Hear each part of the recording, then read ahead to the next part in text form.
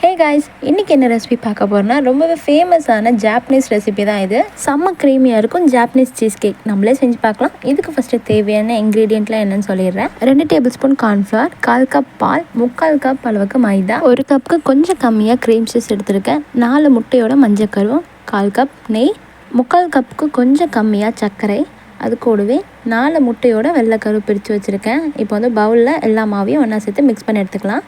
உங்களுக்கு விருப்பமாக இருந்தால் நெய்க்கு பதிலாக பட்டர் கூட ஆட் பண்ணிக்கலாம். மிக்சிங் பவுலில் நெய்யை ஊற்றிட்டு அதுக்கப்புறம் கொஞ்சம் கொஞ்சமாக சர்க்கரையை சேர்த்து நல்லா பீட் பண்ணி எடுத்துக்கணும். கொஞ்சம் க்ரீமியாக இருக்கணும் நெய், அப்போ தான் கரெக்டாக இருக்கும் மிக்ஸ் பண்ணுறதுக்கு. நெய்யும் சர்க்கரையும் இந்த அளவுக்கு நல்லா பீட் ஆனதுக்கப்புறமா க்ரீம் சீஸ் சேர்த்துக்கலாம். உங்களுக்கு க்ரீம் சீஸோட ரெசிபி வேணுன்னா நம்மளோட சேனலில் அப்லோட் பண்ணுறேன். ஸோ அது கீழே டேக் பண்ணுறேன், வேணும்னா செக் பண்ணி பார்த்துக்கோங்க.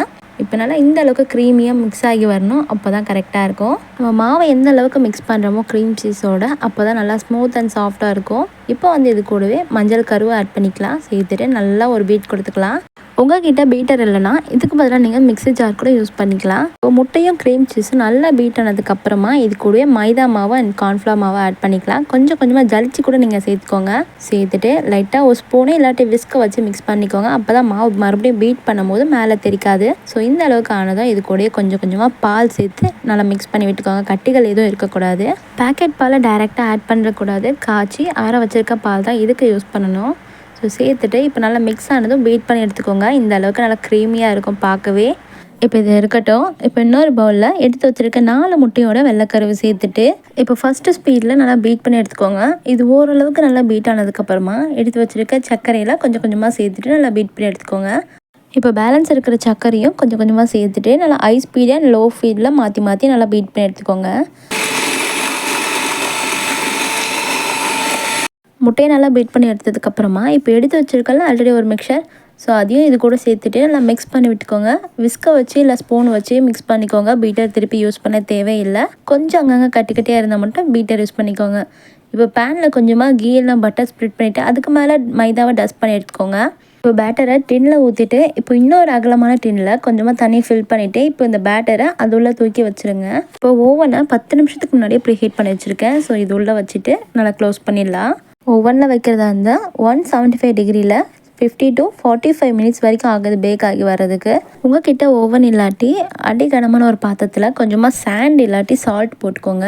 அதுக்கு மேலே ஒரு ஸ்டாண்டை வச்சுட்டு இதை தூக்கி அது மேலே வச்சுருங்க. இதே ப்ராசஸ் தான்.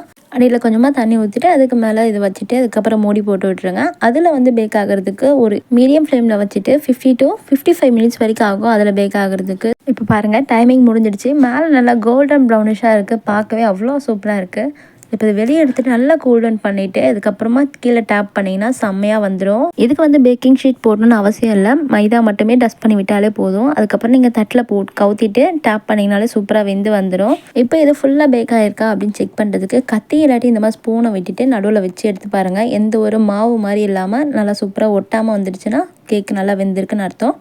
அவ்வளோதாங்க, நம்ம க்ரீமியான ஒரு டெக்ஸ்சரில் செம்ம சூப்பர் அண்ட் டேஸ்டியான ஒரு சீஸ் கேக் ரெடி.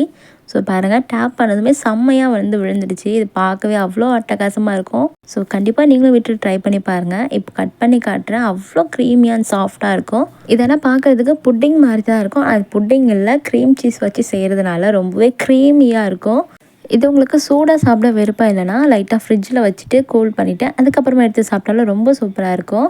ஸோ அவ்வளோதாங்க. இது மேலே கொஞ்சமாக பவுடர் சுகர்லாம் டஸ்ட் பண்ணி சாப்பிட்டிங்கன்னா அவ்வளோ அட்டகாசமாக இருக்கும். கண்டிப்பாக இந்த டிஷ்ஷை நீங்களும் வீட்டில் ட்ரை பண்ணி பார்த்து எப்படின்னு கமெண்ட்டில் சொல்லுங்கள்.